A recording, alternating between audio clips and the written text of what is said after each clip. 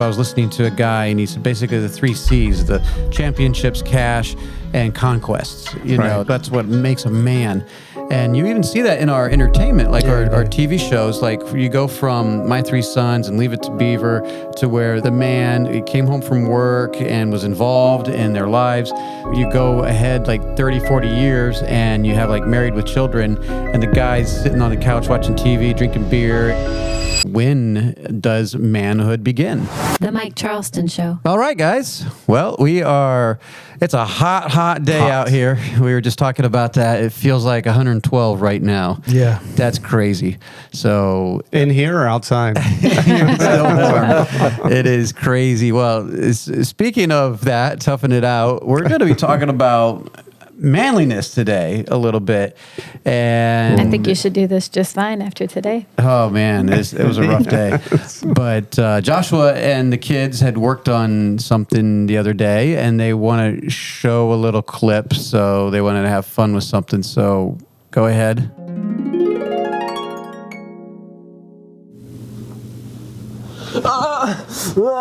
Daddy, help! I'm coming. What is it? My foot fell off. I see. Which one? That one. Oh, I see. That one. Yeah. Play some Minecraft.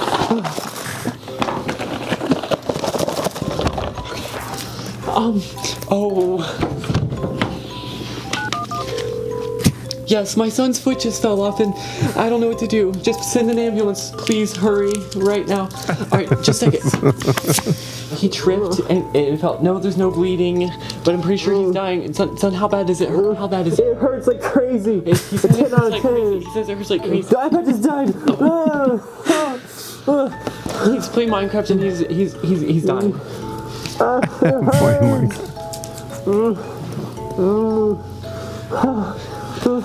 I need the thumbprint to get a buy game. What should I do? Oh, hey, you're gonna get a week off of school, okay? Sweet. All right, is that it? We don't even have any clapping for that. So yeah, That's great. isn't that so true though? Yeah. These Gen Zers.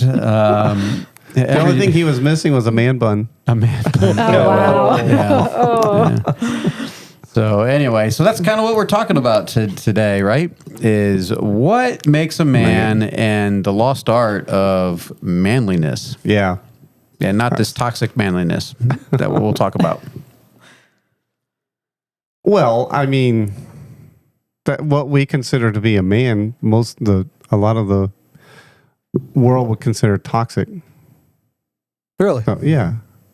But society needs men to be men, but they don't want that at the same time. It's like, well, you can't have your cake and eat it too, it's interesting you say that they don't want it, because I think culture kind of pushes us that way to where we the definition of what a man is skewed to where it's not manliness as we would think of it. But I think if you get to individuals, that's not the case. I think if you ask somebody, if you ask a young woman what they're looking for, they're gonna probably present the right man, the right definition of a man instead of what the culture may define a man to be. Well, growing up, our definition or ideal of a man was Arnold Schwarzenegger, big buff man, and got the girls. Yeah, got the money, was successful. I mean, that's the idea of what a man is, right? I mean, that's John Wayne, right? John Wayne, Charles right. Ingalls. Charles Ingalls. I mean, that's what I watched growing up. He was a man's man, right? Yeah. He always had answers for everything, and he was probably more of a man than some of the other things. But he always went to bed with his shirt off, though. I'm like, he lives in Minnesota. Yeah, come on, man. It's cold up there. So anyway.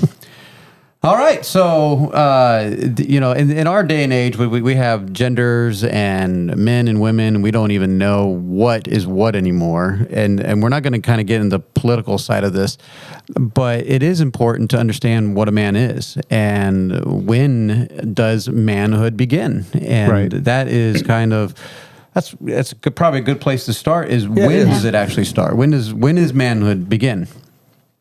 Is there an age, or is there not an age? I think you can make a good argument biblically that it would be somewhere around 20. Right. Or that, but Yeah, that's a possibility. yeah. I'd be curious, like, when did you think you were a man? When did I think I was a man? It's a little personal. I'm still waiting. Sometimes I don't know when I probably. I don't know. Because it's probably changed through the years, whereas when you were young, you probably thought you were a man. And then as you got older, you thought, well, when I was that age. I thought I was a man. Like at 18, that's when everybody thinks they're a Right. man. Yeah. They're a man, right? Yeah. And but I didn't really have my own place. I moved out and lived with someone. Then I went to college and lived with other people. And then, I never had my own place until I got married. And so it was like, well, I felt like a man when I got married, probably. Yeah, I'd say, yeah. You kind of grow up a bit. Right. Yeah, that's the point at which you had to become a man. Right? Yeah. Well, hopefully, but that's not always the case. Yeah. And then having your first child, you're like, oh, wait a minute. Now things have changed Yeah, a bit. life changes tremendously there. I look back, if I think about that question, I remember teenager dating, and I remember a point in time my dad was sitting there talking to me, and circumstances had brought about I'd done something that I think it was, I don't remember what it was. I think I ran out of gas when I was out on a date one time, and he's like, "It's on, you got to do better." And I'm like, "Big deal." I mean, I handled it. We got a place. We got a home. We figured it out. I remember specifically he asking me, this was, and I was actually dating Jeannie at the time. If you're thinking about you're gonna actually get married to this girl one day, you got to do better than this. And I was like, marriage? What are you talking about? what are you Marriage? talking about? Right. But that was the first. I look back, and I guess that would be one of the first times when I think about becoming a man. Right. It's like, oh, it's that is serious. That is something that you got to consider. I never thought about marrying anybody up until that point. Yeah. But I believe that oftentimes, probably should be anyway. We're going to become a man is when a man tells you are. Right. Yeah. When another man says, shows you that you're a man or that you need to be one. Well, I think and missing in our culture, and you see this in a lot of primitive cultures even today, is there is a sort of rite of passage, Right. where the young boy has to accomplish something to make that transition from being a boy to a man. But we kind of lost that. We don't really do that. We just No. say graduate high school. Yeah. And you're a man now, right? You reach age 18 and Then unfortunately they go to college, and they really not a bunch of men in college. No. There's a lot of Yeah. boys. And Yeah. So it's really not an age that makes you a man. The Bible would have an age of, I would agree, like 20 would definitely say that you're a man. You should be a man. Right. Yeah. But but obviously when we're talking about becoming a man and being manly, it's not an age thing. Well, I know men that are 40, 50, 60, and they're not men yet. Yeah. They're still in that phase of maturing, if they ever do. Yeah. You know what? It's one of these things that it's just irks me all the time when I hear it. And you see some guy that's 25, maybe 30, and he talks about his girlfriend. And I'm like, what? Are you still haven't got past high school? You got a girlfriend? You should have a wife by now. That's just a kind of, like, it sounds so childish to see this guy. What if he doesn't have a wife? I don't understand the problem. Well, you should have a wife. But it hasn't worked out yet for him. I know, but it just doesn't sound. Poor guy. It sounds so childish to say that. Oh, there's my girlfriend. Because It's a good thing someone didn't come to you after you got married and say, "Where's your kids? You should have kids." Yeah, exactly. Like, well, what does that? I mean, because it's like you get a certain age, and it's like, well, how long is it going to take you to make that girl your wife? Instead of you're going to carry this on for another 5 more years, and I don't know what you call them. It's at that age, you're. yeah, I but don't I mean, how long does it take? I mean, Well, these days people are getting married much later. And I know. So 30, 35. Well, and they're is making very their common. engagements like 3 years. I'm like, Right. Who are we talking to that it was like, doesn't matter, but they were engaged for 7 years. Like, yeah, that doesn't make any I'm sense. Like, good night. How in the Right. world? That Why? would be a miserable Yeah, that's the engagement. big question. Why? Yeah. So yeah, so there, obviously age is not a Age is big not deal, it. right? So what defines it? When do you become a man? So we're a Christian show. We're going to Right. look at the Bible. So what's the Bible say? The Bible, it does say some things about it. It's not exhaustive. It probably assumes a number of things here just because culture. Now, we have to be careful. Culture doesn't define a man, but in some ways it does because depending on if you live in Saudi Arabia, their definition of a man is going to be different than if you grew up in Russia as opposed to if you grow up in China or in America. And in ours, unfortunately, it is skewed a lot by entertainment. And so, like we were talking about earlier, the Rambo, the Macho Man, and the Moneymaker and the championship. I was listening to a guy, and he said basically the 3 C's: the championships, cash, and conquests. You know that's what makes a man. And you even see that in our entertainment, like our TV shows. Like you go from My Three Sons and Leave It to Beaver to where the dad, the man, he came home from work and was involved in their lives, to you go ahead like 30, 40 years and you have like Married with Children and the guy's sitting on the couch watching TV, drinking beer, and he's just a comic relief at this point. Or The Simpsons, where Homer is a dope. Right. And the woman's got to figure out everything. The woman's got to do all this. So the man is just like relegated to just a joke at this point. Yeah, that's exactly what entertainment makes it today. Right, but God hardly ever see anything in the entertainment world that defines a man as someone who's going to be a provider, someone who's going to be a leader in their home, or actually call out the best in other people. You're just relegated to, hey, I'm the guy. I'm here, and I'm gonna, I'll go to work, come home, but leave me alone.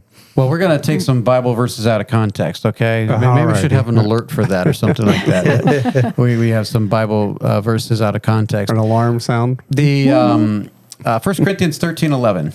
Says, when I was a child, I spake as a child, I understood as a child, I thought as a child, but when I became a man, I put away childish things. Now, we fully admit we are ripping this out of context, okay? But not completely. Not completely, I'd say. Because he is comparing...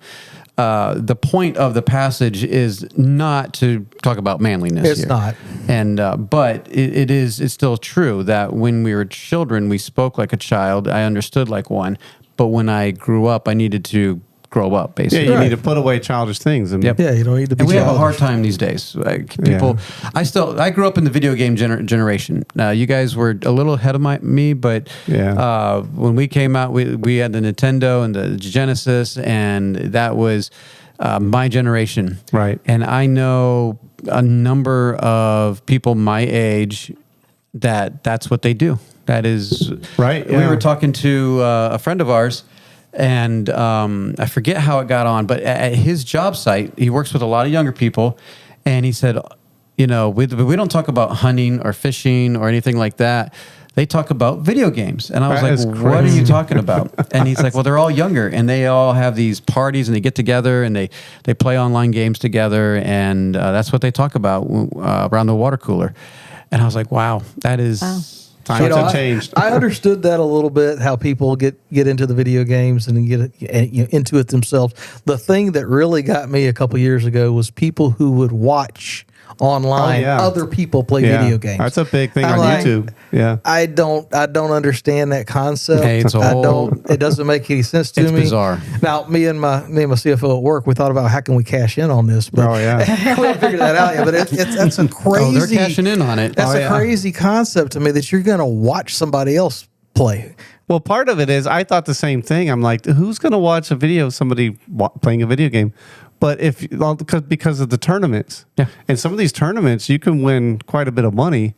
And so these guys on YouTube and stuff, they'll show you secrets and things on how to get past certain levels on these games. And so I guess. Yeah, I was like, because it didn't make any sense to me either. But then old. it was like, well, old. now they have the Olympic, X game Olympics or whatever, where it's all video games, but Well, that's not the X Games. Oh, no, what do they call it? It's you know what I'm talking gaming, about, right? It's gaming Olympics or something. Yes, and they have tournaments all the time. That's so ridiculous. So that's video games. Obviously, we look at that and we say, okay, you need to. That's somewhat childish. We Yeah, should put it away childish things. But you're right. I'm a separate generation. What's something else? What's something for us, Larry, in our generation, when you put away something that's childish? Sorry, I put him on the spot. I don't know. I'm trying to think because He's still working on that, Chuck. well, because I know. It's like, I don't want to point fingers. when I was like, yeah, I know, that's right. I'm still trying to grow up. When I was a kid, the video game system we had was the Atari 2600 and then the Atari 5200. High tech Ooh, there, I moved tell you up. what. You were living large. I know. You know, I think when I think about it, it's just in general the idea that we transition when we're growing up. When you're a child, when you're a boy, there's a lot of time that you spend playing. You know, that's Right, a lot of the yeah. ways we learn. We learn Yeah. by playing. That's nothing wrong with that.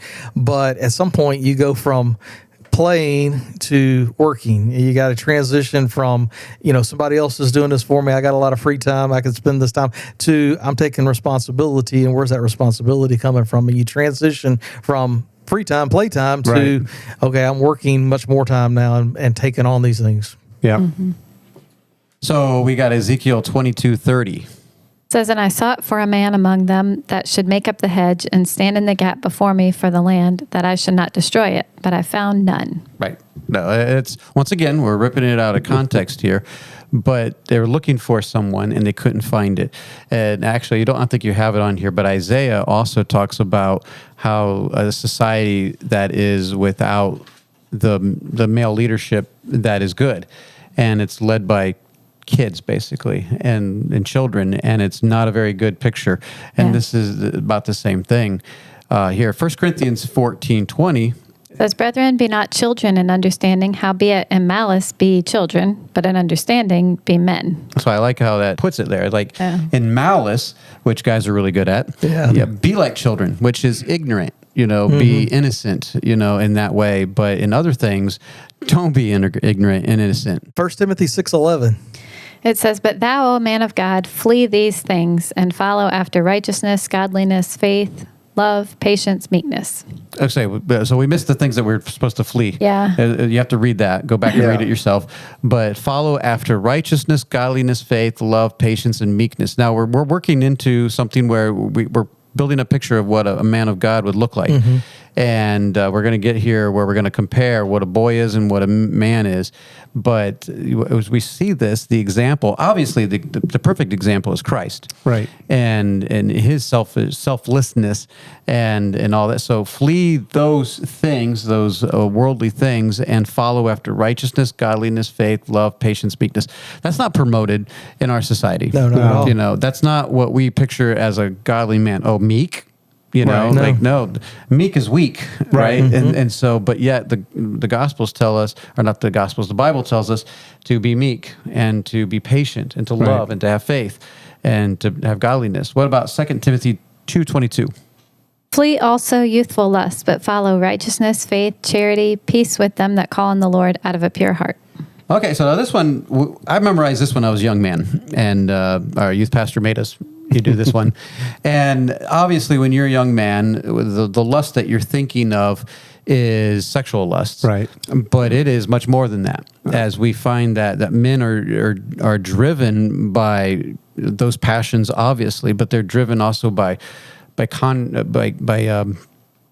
like I said, the money, power, and all that. I think that's an important aspect to how God designed men. We are designed to be conquerors and to be leaders, to put on that chase, to make that conquest, and to fight, I guess, in a sense. Because I think one of the greatest examples of a man is David. Larry said that. Larry said that God made us to fight. Well, fight. You think of like David. I mean, to stand up and fight for what's right. I mean, because What are you doing? Yes, I understand what you're saying. Not to just go get. Well, yeah, but David, I mean, he was a man of war. Yep. He was also a poet. Yep. He was a musician. He was a Renaissance man. Or, yeah, he was a regular. That's right. But he was a man's man at the same time. And he wasn't afraid to stand up for what's right, and he didn't back down. Yeah. So, and that's the youthful lusts. The youthful lusts are more concerned about themselves Right. and what I can get out of this, and instead of concerning about others. And obviously, the antithesis of this is to follow righteousness, faith, charity, peace with a pure heart. Right. You know, Yeah. so that once again, these are good things that people are like, super spiritual things. That's not very manly. The Bible will call that manly. Yeah, that's Right. manliness right there. well, that's what I was going to say. Those traits that we have, a boy does not temper those. Right. It doesn't learn to control them. They control him.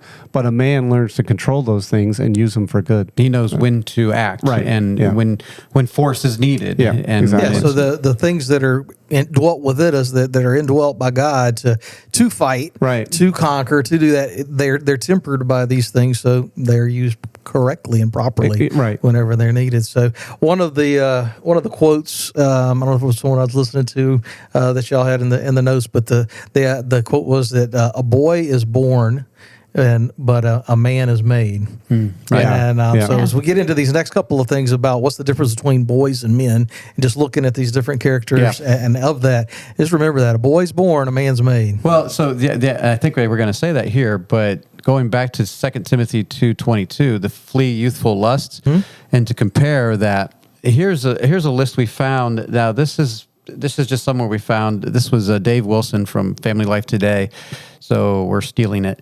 But I thought it was pretty good. So Oh, yeah, that's a good list. So here's the list. I'm just going to read it. Boys take and men give. And so think about that. Boys take, men give. Boys ask, does it feel good? Men ask, is it right?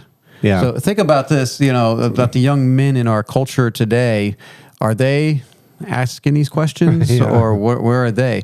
Boys are all in as long as it goes their way and what they want. Men are all in until they finish what they started. That's a big one. That's a huge one.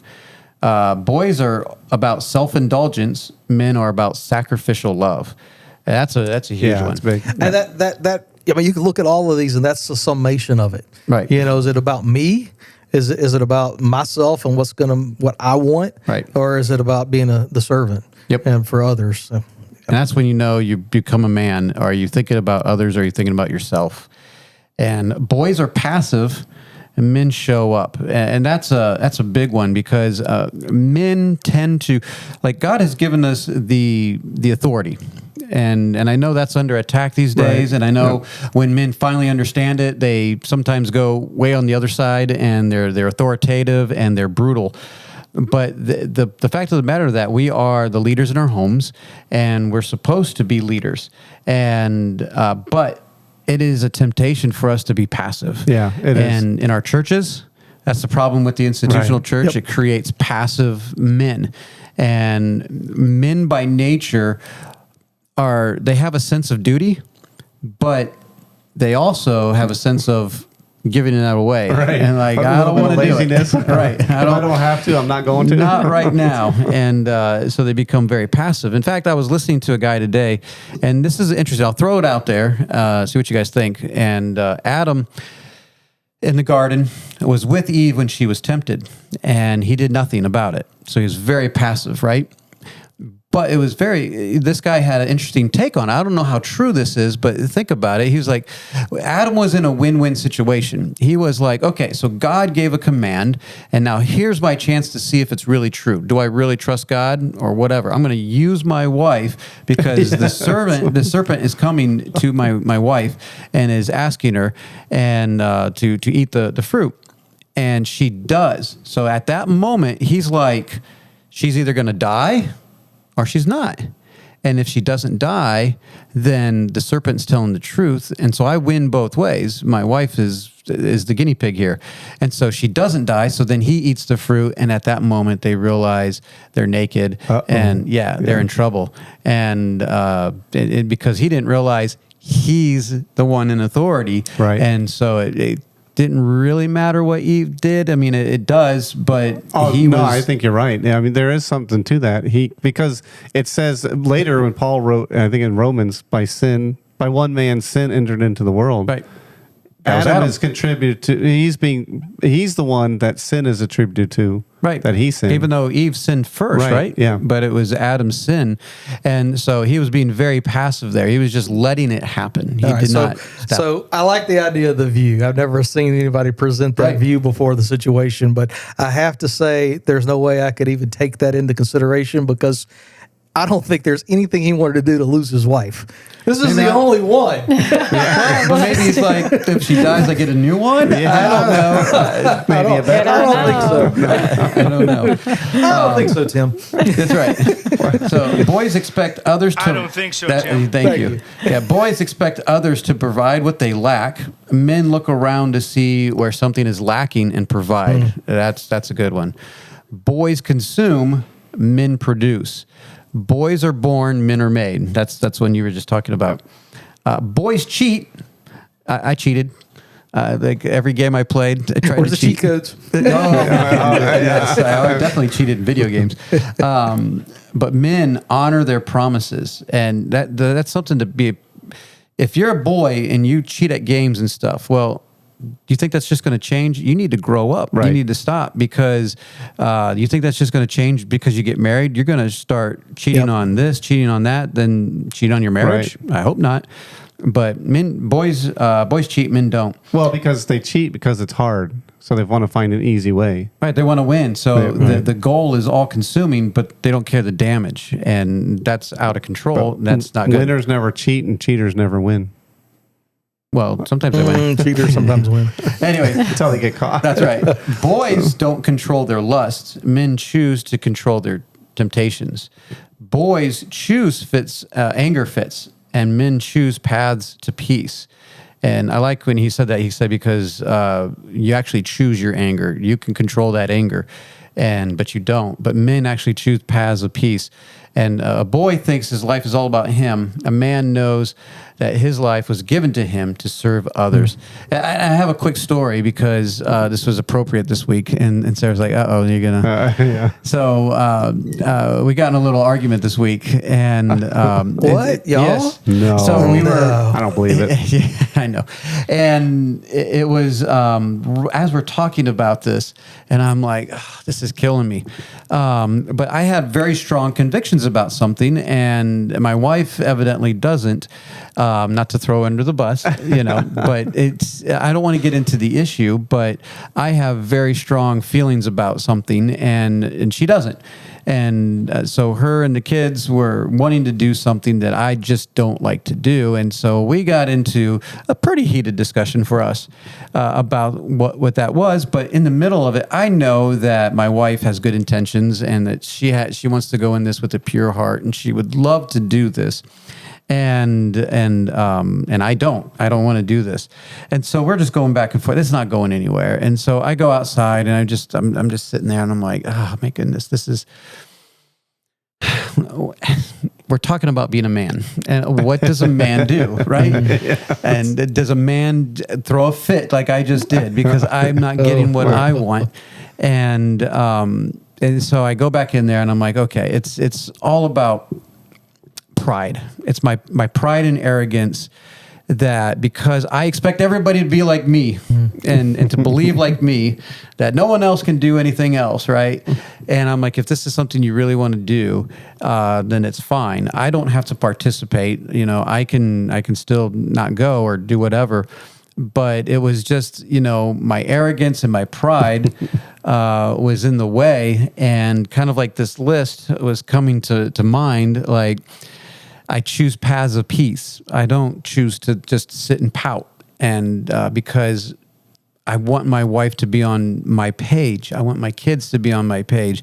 Well, then I got some work to do. I just don't throw a fit and just sit in my room and pout.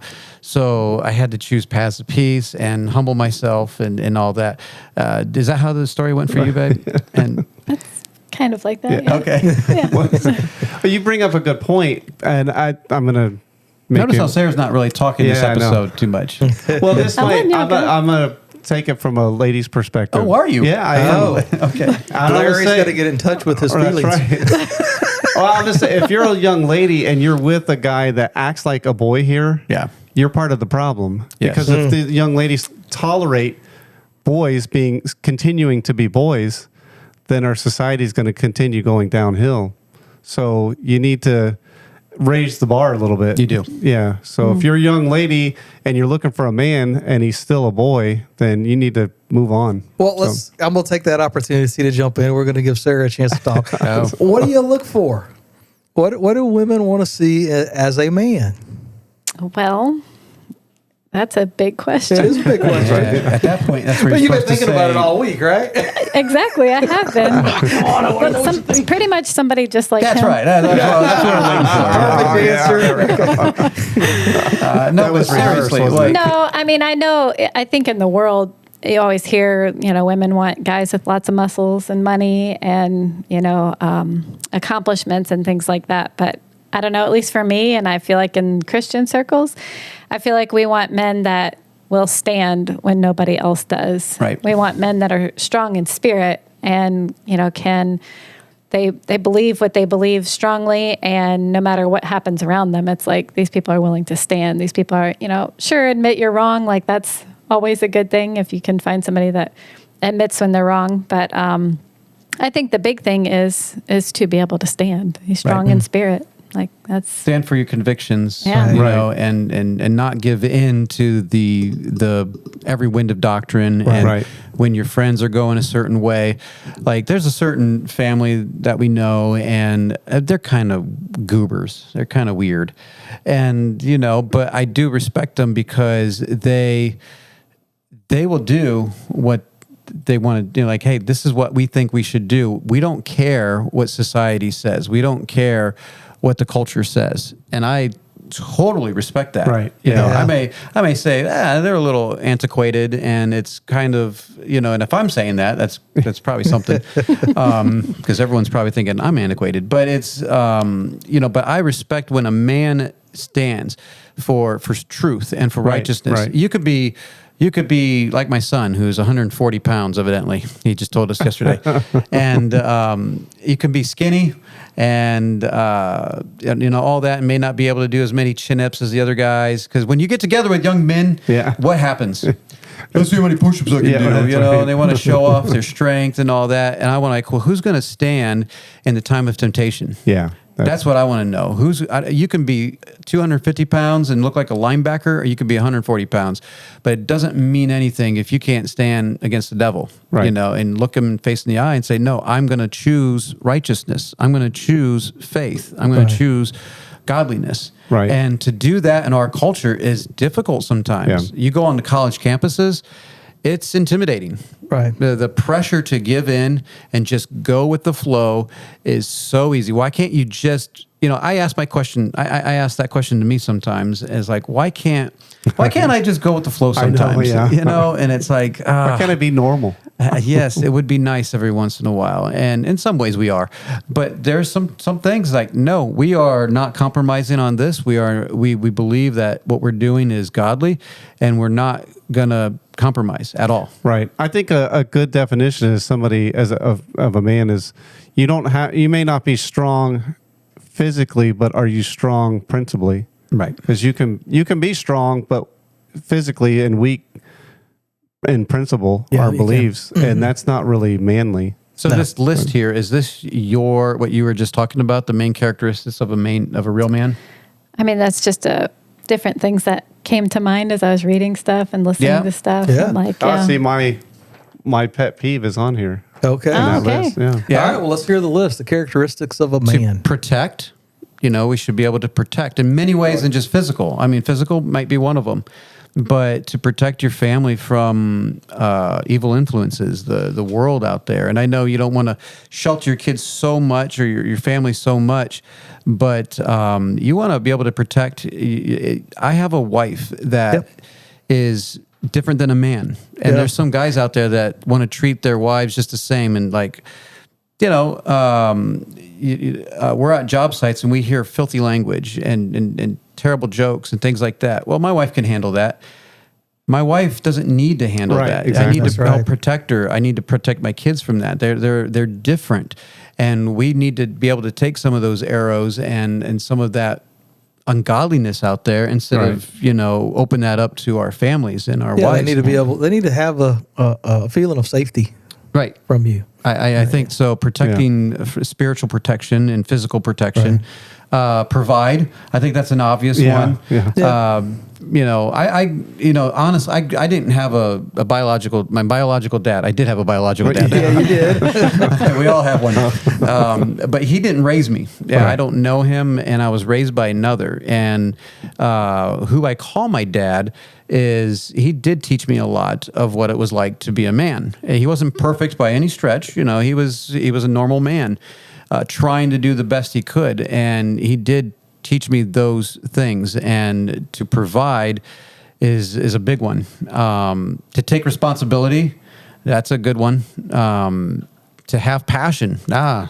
Whoa! Did you put that one on here? I did. Yeah. To have passion directed in the right way. Yeah. Yeah. Well, Not just to have for passion. sure. I've seen Right. passionate guys, and they're almost weak-willed. And but to have passion is better than not. To lead, to be able to be a leader, to fear the Lord. That should be number one right there. If you don't fear the Lord, then what are you doing? Not shaken by bad news, but trust completely in God. Wow, that's like very specific. Yeah, that is So, okay. Stand for truth, not shaken by every wind of doctrine. We kind of talked about Right. that. That is a good list there. Yeah, What was your that's pet something peeve? Well, it was in a different list. Oh, okay. Never mind. Well, it was this one. Where is it? A boy looks for a girlfriend. A man looks for a wife. Yes, I'm sure that is. But not when he's 30. Yeah. Got to do that He early. doesn't like the term girlfriend. We know that. Well, So if you're going to be around Larry, instead of introducing your girl, this is my future wife. There you go. That's right. Well, because a girlfriend tends towards dating, playing Yeah, the yeah, field. yeah, It's yeah. like, there's not much of commitment there. I just thought that was funny. I'm like, of all the things. Anyway. To stand for truth and not shaken by every wind of doctrines, the world today needs that so much. Yes. Yeah. We're not taught by pretty much anybody to stand for truth. No. Yeah. There's just not anybody standing up for what is the godly principles that we were brought up. Possibly, I'm gonna say we were brought up with. I was Right, yeah. That is something that we're led to be passive. We're taught to be passive, just Yeah. to go along and get along. Right. Whatever somebody else is doing doesn't relate to you. They can do their thing. That's not truth. Well, because truth becomes relative, and that's what the prevailing philosophy is your truth is maybe not my truth. Right. So if you have no truth, there's no absolute truth. What do you stand for? Right. Yeah. You stand for nothing. Yeah. And so, Well, I do have a question. Oh. Which isn't on here, but it just came to mind. So we'll see if you want to answer it. But we've been talking about what a real man is and what it takes to be a real man. And coming from a woman's perspective. Oh, yes. I'm like, what would you tell wives out there? What could we do to help you to be good these question. men that we want you to be? Help you to be So a man. that's a good question, because I do have an answer, and it's going to seem like these ladies are going to think. Look, we're talking to men right now, so obviously, if we're talking to women, we'd be saying different things to the men, but to the ladies, they could really help out by encouraging. yeah. I was told a story real quick here, if I have time right here. So there was a guy who was really sick, and he had a disease that was going to kill him, and stress was going to help further that along real quickly. And so the doctor pulled in his wife and says, "I want to talk to you separate from your husband, and because I got some tips and hints for." He says, "Look, your husband has this terrible disease, and it's going to kill him. But stress is the big killer. It's going to really kill him. So here's a couple of things that you can do to help out, so to alleviate that stress and help him live a little bit longer." And she's like, "Well, okay, whatever." And the doctor said, "Okay, first is wake up early and get ready before he does, and make yourself very well presentable. Make him breakfast and say good morning and get him ready. So lighten that stress mode. And then when he comes home from work, what, Larry's just laughing. Did I send this to you? No. Oh, okay, go ahead. So then this when he comes home from work, you tell him how good of a job he's done, lessen that stress, and then, sexually be available at any time. And she was like, oh, okay. So they got in the car, and he's like, well, what did the doctor said? And she looked at him very tenderheartedly and said, you're going to die. No, but seriously. Well, I was going to say, one thing a wife can do is if a man says he's going to do something, he doesn't need to be reminded every 3 months. He'll get it done eventually. Eventually, maybe. Yeah, guys have, I actually, to this point, I remember, and I don't remember what the promises were. I can't, but I was thinking about it, and I remember making promises to my wife, whatever they were, but then not keeping the promises. It wasn't like I was intentionally not keeping the promises. I just didn't do it. A period of time would pass, and it didn't get done. And it may not be. I'm not thinking task. I'm just thinking about things that I was going to do to improve is more what I'm thinking in the line of here. And I got to a point where it's like, apologizing because it didn't happen. I apologize because it didn't, time would go by. And then it's like, okay, you know what? I'm gonna stop promising. Yeah, right. Pretty much. Because I'm not gonna keep the promise. I don't want to be a liar. So, but I distinctly, I don't remember the exact time, but I remember, I remember my wife, changing at a point in time where she never was one that nagged, but it's, like I just feel like I went from feeling like I was failing in a lot of positions to where I didn't feel like I was failing anymore. I don't know that I changed, but I think she did because she believed in me. Yeah, I was going to say that. So having a wife that believes in you helps the husband to be able to move forward and not fail. Right. And it gives us courage to step out a little more and do the next thing that we need to do to be able to lead. Yeah, I was going to say that really, on a serious note, to answer your question is just to be your husband's cheerleader. Yeah. His support, his comfort. Yeah, and I know some Confidant. ladies are like, well, you don't understand my...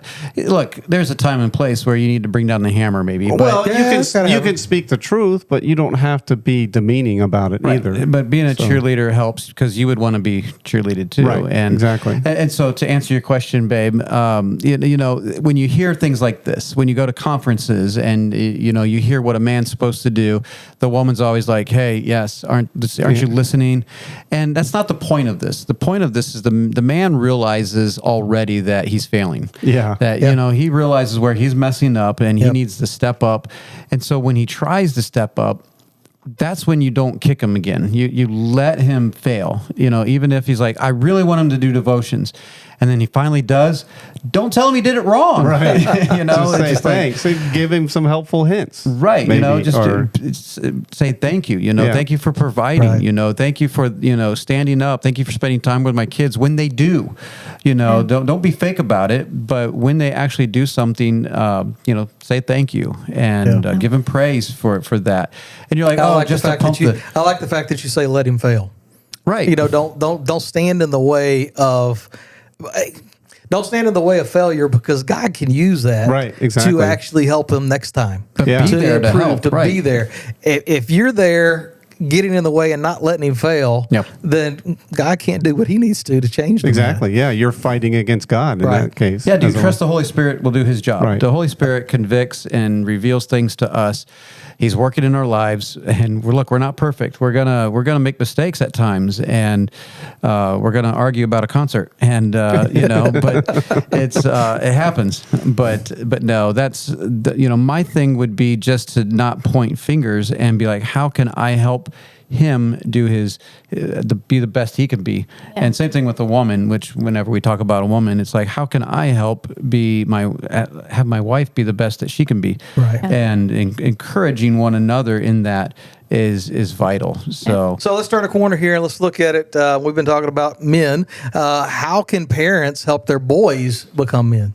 That's a good question because I was listening to someone, and I think this is true, and they were saying it takes a man to make a man. Right. A woman can only do so much, and I can appreciate the efforts of the ladies, and I'm sure the same is with the daughter too. Yeah. What was it they said? A woman can raise a boy. Take an infant to a boy, but not a boy to a man. Right. Well, and I've always jokingly told people that we're not raising children. we're raising adults. Exactly, yeah, And that's I don't right. want them to stay children. Yeah. I want them to become men and women of God. But it takes a man. Yeah. So it takes our example, and more is caught than taught. You know, we can teach platitudes and we can teach things to our children, and some of that stuff will get caught, I'm sure. They can go read books too. But honestly, they're going to look at our lives, and Yeah. that's the best example. Yeah. Obviously, we could point to Christ, and that is the ultimate example. I'm going to fail. Just ask my kids. You know, I'm Right. sure I failed along the way. I know I failed, but Christ doesn't. You know, but what I can give to my children, especially my boys, and I only have 2 of them, is, you know, a work ethic, you know, a desire to learn, a desire to love God and to pursue God with everything that he has. And is he going to accept responsibility Right. for when things go good or bad, you know, especially the bad part? Are you going to accept responsibility when things don't go your way? And I forget the last thing. Well, I was going to say, just going back to that video, is that from a woman's standpoint, Right. they like to nurture, and that's good. We need that in society. But sometimes you need that man, as a boy, to tell the boy, tough it up. Yeah, You know, that's get over very it. very not very I was 2023. going to say, I'm pretty sure that's toxic masculinity. well, I know, but- like right there. But There is a otherwise, time- you end up with a wimp. a wimp with a man bun. I mean, you walking do around with a need girlfriend. to. Well, Larry said earlier, men are designed in a way to be leaders, Yep. to Yeah. be strong, to fight. You're right. And that can be used in multitude of ways, either good or bad. Right. But it takes another man to teach a boy how to control those desires and those Yeah. passions Right. to be able to use them appropriately, to still have them, still be able to bring them out when they're needed, but also to seek after righteousness and meekness. Well, like what you were talking about earlier, you got to give your boys opportunity to fail. Yeah. And it's hard for us because we don't want to see them fail. No, But we but- have to give them a chance to make a choice and see if they make the good one or not, and if they're going to fail. And that's a tough one. It is, yeah. But if you raise them correctly, hopefully they don't go off too crazy. But they have to live their life, Yeah. you know, at some point. Now, I'm not saying that when they're 14, you just start making them, let them make all their decisions for their life. But especially when they get to 16, 17, 18, for sure. It's Yeah. like you should, you know, be acting like a man. I know I felt like, you know, we did really well with our sons, especially Jeremiah, since he was the oldest, until like a certain point. There was a certain point, like 16 or 17, I felt like something was going on that it wasn't going up anymore, and he's sitting in the room, so it's kind of awkward. But but He's it's not just listening, like, I'm sure. Yeah, no, but it's felt like I gotta push forward, and I gotta either give him more responsibility. I gotta figure this out as a man Right. myself. I have to figure it out. I can't just give up and Right. just say, well, I'm done. He's 18. No, I got to push him a little bit more, and so he can grow and mature into a man. In fact, and I know a lot of churches don't let this happen, but you have to let opportunity for your young men to step up spiritually. Yeah. Yeah. Give them opportunity to share, to teach. Yeah. It doesn't have to be anything special. Can they lead in any kind of way in the church? Are they going to, you know, what is going on in their hearts? You know, our church, obviously, we have that opportunity where people can share. Most churches don't, and they're stuck in the youth group, which is perpetual childness. Yeah, exactly. But they have to be able to have that opportunity. Hey, Jeremiah, what are you thinking about? Cameron, these are young men in our church. Like, hey, what's God doing in your life, and what's he doing? Promote that, get them going, you know, that way, so they can mature into a manhood. Well, and I think because the question was for parents, and obviously you're right. I think it takes a man to make a man.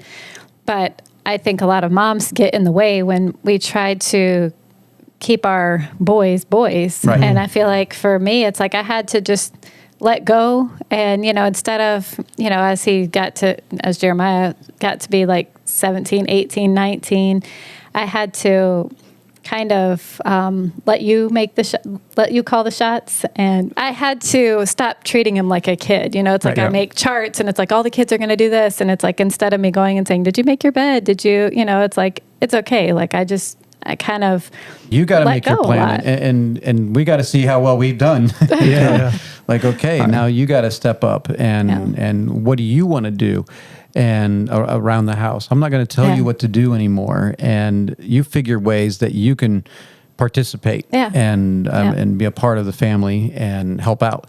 And that's tough because we want to tell them what to do. And look, we're not perfect at that. We've been watching this for a while now, and I've seen a lot of people really struggle with this. You know, they get to this age and they really struggle. And so we're learning a lot. And have 5 adult children now, and 2 of them are still at home. And so it is a challenge at times, and we don't want to keep them perpetual children. We want them to go on to a woman, a man of God. Right. I think we're so afraid, though, that they'll fail is the problem. That is the big thing. And so we want to do anything we can to keep them from that. But actually, that failure sometimes is what helps them to mature and to become. Anyone who's successful, by whatever term you want to use, successful, has failed before they succeeded. Failed at something. I mean, you had to, I almost fired both of my boys at different times. Almost fired them? Oh, yeah. Well, okay. Jonathan, so we would go to work. Never mind. Can you fire your wife? Is that what you're going to say?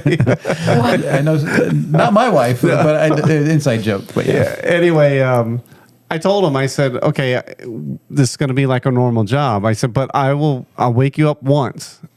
And if you don't get up, you don't work. And if you miss twice, I won't ask you again. And so come to job prepared. That's right. Expect to work. Right. So, but the Jonathan, I went in, said, "Hey, it's time to get up, go to work," and then I walked out. Well, he never got up, so we left. And then later, he's like, "How come you didn't get me up?" I said, "I did. You didn't get up. You do it again, and you won't be working." And so he learned. Yep. He got up. That's right. Yep.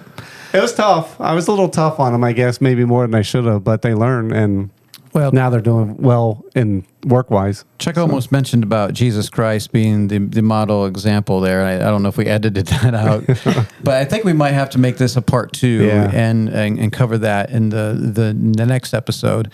So I guess we'll save that for next episode. Yeah, sounds good. So well, let's go ahead and check our history time with Larry or whatever's next.